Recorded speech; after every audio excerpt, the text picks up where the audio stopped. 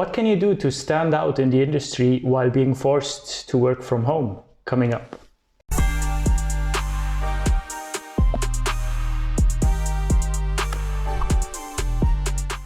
Hello and welcome back to the Freelanceverse. A couple of weeks back, someone from the Israel Translators Association contacted me. He found me through my YouTube channel, I think through my posts on LinkedIn, and he asked me if I would like to have a conference talk at the ITA conference 2021. Now, of course, I was very excited for this opportunity. I've never done anything like this, so immediately said yes, even before I knew what I wanted to talk about. Then it turned out that the theme of the conference was kind of how the pandemic shaped the translation industry, the translation in a new world. And I immediately thought of, having to work from home, not being able to go to these conferences to do my networking that I had planned for last year. So yeah, my talk turned out to revolve around the topic of working from home and still being able to stand out. My talk was recorded by the organizers. Thank you very much for this. Unfortunately, the face cam hasn't been recorded, so it's just the slides and me presenting, but you can't see me. But nevertheless, this is content that I want to use and I want to have it wasted, of course. So I'm still making a video about it. The original video is also on their YouTube channel. You can check it out. Also, all the other conference talks will be on there. One of which also from one of the community members, Alessio, he also talked. So head over there and check it out if you're interested. So without further ado, here's my conference talk at the ITA conference 2021. Enjoy. All right. So thank you so much and welcome everyone. It's a pleasure to be here. I'm super excited, but also quite a bit nervous, I have to say, especially watching Paige's great presentation. I got really nervous because I've never actually done anything like this. So I'm used to shooting videos online, but doing this live is something completely different.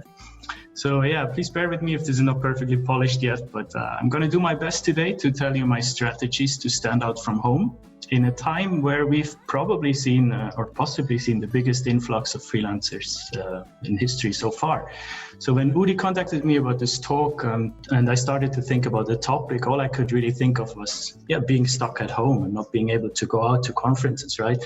And meeting new people and making a name for myself, because especially last year, this was one of my overarching goals for the year to network. And so I had to kind of figure out what else can I do with this year, right, with this goal. So that's where this little play on words comes from the title. So I was trying to figure out a way to keep thinking outside the box while being stuck in this physical box, which is my home, right? So before I get into the strategies, a little bit about myself. I'm Adrian Probst. I'm a Swiss native language service provider. My source languages are English and French, and my target is German and Swiss German if needed. And since the pandemic hit last year, I'm also a content creator and a consultant under the name of the Freelanceverse. It's a YouTube channel, as Uri mentioned. I started in July last year, and I set myself the goal to upload one video every Monday for a whole year about freelancing and freelance translation. And, just to see where this takes me. And it has taken me to wonderful places like this one, right? This presentation is all thanks to that. So make sure to check it out, the channel, if you want to. I'm covering topics about finding jobs, different specializations. I have a lot of people coming on the channel to talk about their businesses, how-to videos, tips and tricks, etc. Now, as I said, last year has been quite difficult for not only for us translators, of course, but in terms of meeting others, networking, standing out from the crowd. Luckily, most of us were spared from the actual disasters that some other industries were hit with, right? Especially also our interpreting colleagues, like suffering a lot, for example. But this has definitely been a disadvantage through this pandemic. So this article that I reference here on this slide actually mentioned that Upwork has seen a 50% increase in freelancer sign-ups since the pandemic began. 50% in an already established platform like Upwork is insane, right? That's so much. And in the same article, they actually say that it's going to be a race to the bottom, and they refer to prices, right? Because a lot of these new freelancers, they will offer cheaper services because they start out of desperation, right? They probably lost their job and they just try to earn a buck on the side, and that's going to be tough to compete with these prices. And of course, I want to preface this that not everyone starting in the pandemic started out of desperation and is doing things wrong. Of course not. There are many great examples. Alessio being one of them, the speaker after me, he will tell you how he started during this time. This is really just the people that do it as a gig on the side to earn some extra money, right? So this raised an interesting question for me. How can we actually stand out from this influx of new freelancers? Yeah, the number one edge that we have over this new generation is professionalism, right? Think about it, as tough as it is for most of them, and as sorry as I feel for them, they're not in it for the long run, right? So they start just out of desperation because they're stuck at home, can't work. This is exactly where we can dominate with professional attitudes. Rather than seeing translation as a gig and trying to score jobs on gig websites like Fiverr and Upwork, we see it as a profession. We can go the extra mile. We certify our language abilities. We get degrees, for example. We get recommended. We have professional online presences, which is very important. More on that later. And realistically, we have to be able to justify every single of our linguistic choices with well thought out reasoning and grammatical justification behind it, right? We shouldn't be afraid to get in touch with people, right? That's one massive thing I'm noticing more and more with new freelancers that are still a bit lost in finding themselves. Professional translators need to behave more like business people and less like just contractors that just provide a service. You know, we have to be proactive. We have to be willing to hop on a call. Video chat nowadays, super powerful. You stick in people's minds 10 times more than someone that just writes a generic email, right? And that brings me to generic emails, which is really where we can excel, because we all love language, we all love words and playing with them. Yet I'm getting the same emails from freelancers over and over again, every single day with the same boring text, content, angle, font, if they can work for me. And that doesn't even take into account that I'm not an agency, right? I'm not going to hire them, but with a quick Google search, they will find that out. Tells you another thing, right? So really use your creativity in initial emails, use your knowledge of words, create a witty, personable email to potential clients, because bulk emails land straight in the bin, right? And if someone sends me a creative email, even though I'm not an agency, I might find it intriguing. I might refer this person further, right?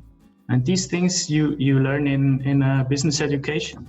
And that's really my number one tip that I give to translators on LinkedIn, in my YouTube comments all the time. I write this all the time: invest in business education. It is just essential, right? In my studies, we had a business and a law class, but literally just 1 hour a week in the last semester. So that's just not enough by far. Luckily, I did several years of business education before that, in my apprenticeship and then in my further business formation. So I have kind of a solid background in that, which helped me massively starting out, and it still does now.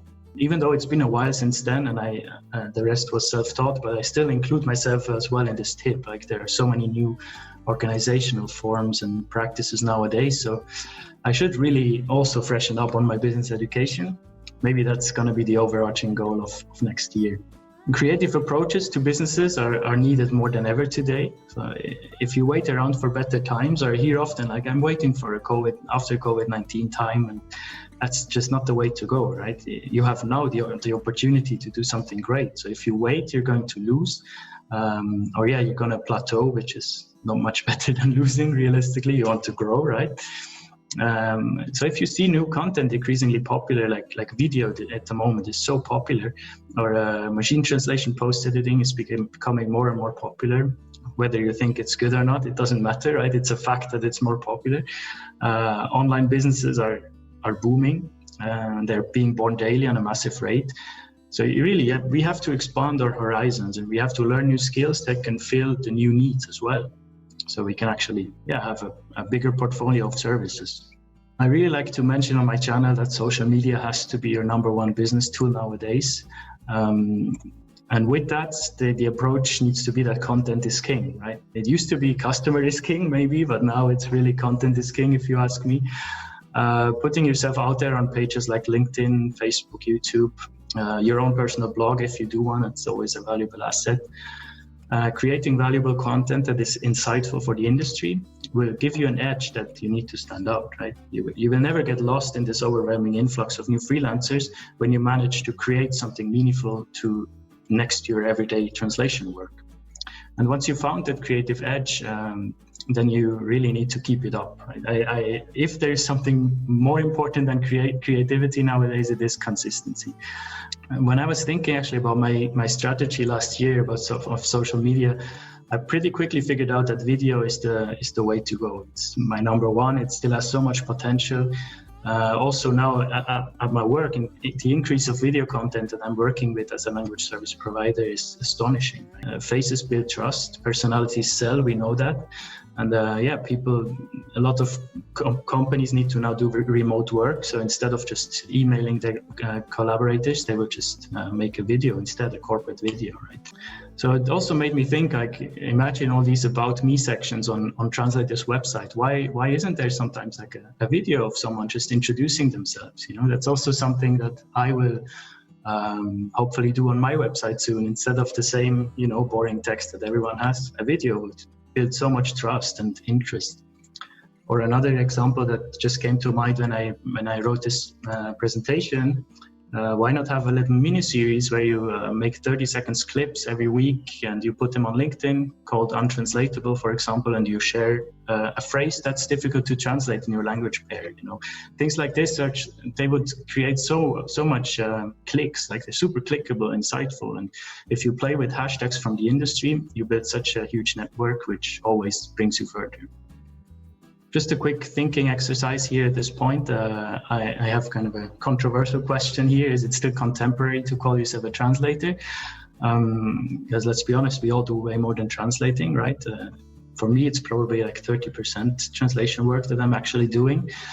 And also the act of translating itself is becoming more and more threatened, right? So what I'm doing, I'm distancing myself a bit. I'm starting to calling myself a language service provider to really show the client that they get the whole package from me. Right? I'm a language expert while also giving cultural advice, for example.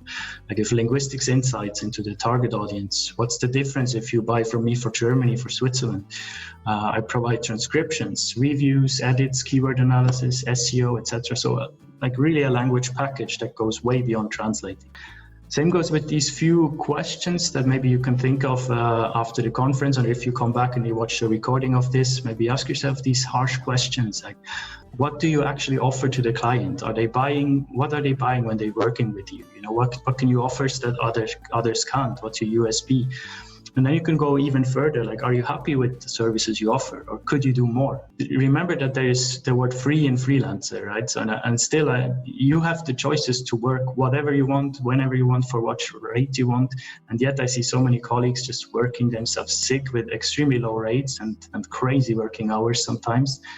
Just really ironic when you're self-employed, right? So if you are free in your mind, and if you really can answer all these questions precisely and positively, then you definitely have what it takes to stand out. Last but not least, community, right? Make use of this amazing community we have. I think the professional translator community must be the most supportive one out there. Maybe there is like the developer one, which is also very, very great, which I sometimes also dabble in a bit. It's incredible what you can achieve and with whom you can connect when you're active on social media and conferences once they're allowed again, or online ones like this one. And community will always lift you up, right? There is no way that getting involved in a professional community will harm your business in any way. So it can only benefit you. So yeah, why wouldn't you do it? Right? If you can leave a positive impression, people will get back to you. So in that sense, make sure to connect with me on LinkedIn and shoot me a message. I gladly read some feedback on this presentation, as it was the first one of this kind. Thank you for being here, and I'm of course open to questions if there are any and if you have time.